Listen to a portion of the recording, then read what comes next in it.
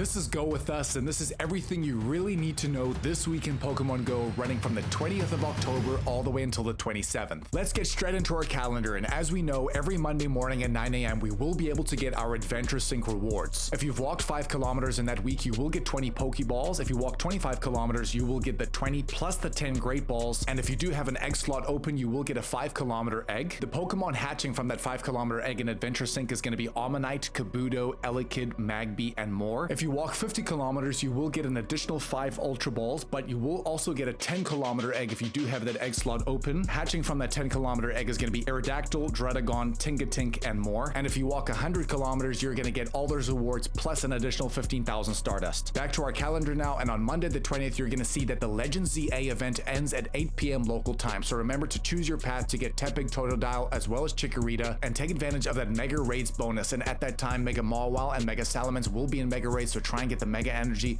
for those Pokemon to get them both at Mega Level 3. Then, that's not the only thing. The Max Monday on our calendar from 6 to 7 p.m. local time on that Monday is going to be Dynamax Gastly, which of course is going to go into D-Max Gengar. If you don't have a Gigantamax Gengar, Gengar is actually going to be your second best Ghost type attacker as a max attacker. And the other thing about Gengar is that it does learn the move Sucker Punch as well. These are both great fast moves because remember, your Dynamax Pokemon, their attack is based off their fast moves. So the fact that it can learn Dark and Ghost makes it a premium Dark and Ghost type max attacker. Then on to Tuesday, Mega Mawile and Mega Salamence will be leaving Mega Raids on the 21st at 10 a.m. and coming back into rotation is going to be Mega Absol and Mega Houndoom. Mega Absol is currently the 4th best Dark type attacker in the game, but you will need an Elite TM to get Brutal Swing on that Pokemon, especially if you do have the Hundo, and Mega Houndoom is just one place below in the 5th spot. And because Houndoom also shares a fire typing as well, it is actually in the top 20 as a fire type attacker with Fire Fang and Flamethrower, so if you don't have anything better, it's a great opportunity to get these Megas. Then moving on to 5-star raids, it looks like Genesect will still be in there with the normal, Douse, and Shock Drive. Unfortunately, Genesect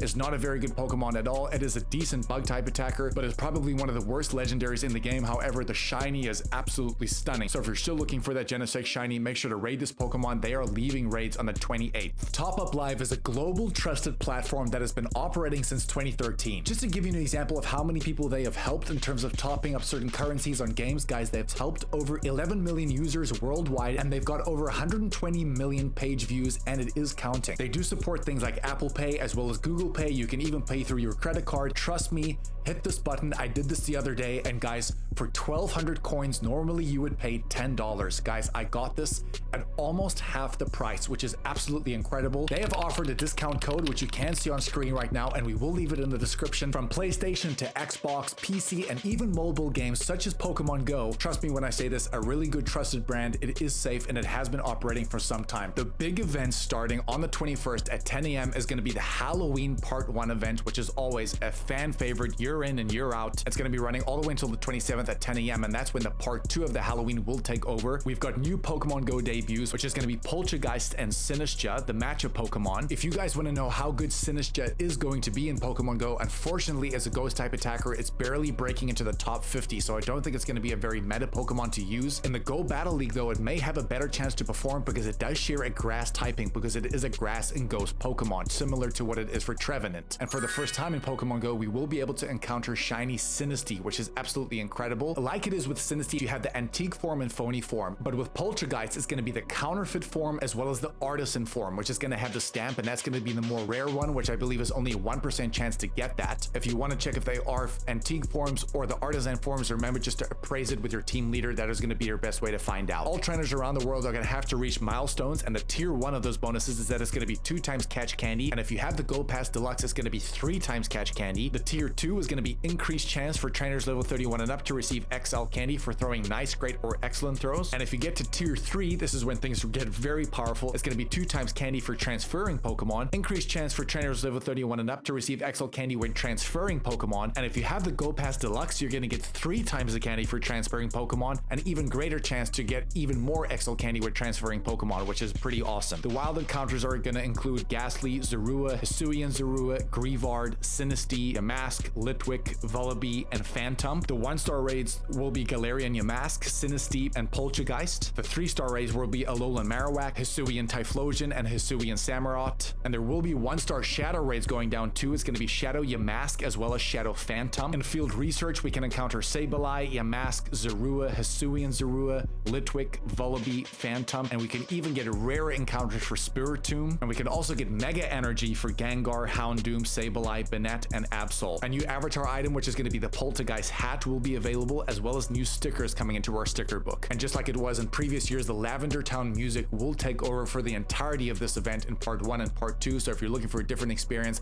as well as the map changing, it looks absolutely incredible, the artwork. That's not the only thing that's on Tuesday. Remember, it's going to be a Gastly Spotlight Hour from 6 to 7 p.m. local time on the 21st, and the main bonus there is going to be 2 times catch XP. So if you want to get more XP gains now that level 80 is live, remember to throw in a lucky egg and you're going to get 2,000 XP per excellent throw. But more than that as well, there is a small chance you will get Mega Energy for every single Gastly you catch. So it's all about reeling in those numbers to really try and maximize your Mega Energy for Gengar. The great thing about this Gastly Spotlight Hour is that you get an incredible chance to get the candy as well as the XL candy for something like Mega Gengar. Mega Gengar right now is currently the second best ghost type attacker in the entire game and probably will be for the foreseeable future. Then on to Wednesday the 22nd, the Raid Hour is going to be featuring all those Genesect, like we said, the normal, Douse, and Shock Drive. Again, if you're trying to get the candy, it is going to be stacking with that previous bonus, so you will get double the candy from completing these raids. But again, Genesect is not your best option, but try and go after their shinies if you want them. Halloween will be carrying us through the rest of the week, but on the weekend, on the 25th and 26th, and a lot of people overlook this, it is going to be the Go Battle weekend, and the bonuses there are going to be 4 times Stardust from win rewards. You can do up to 20 sets of battles per day, which means you can do 100 battles per day. So to get the Stardust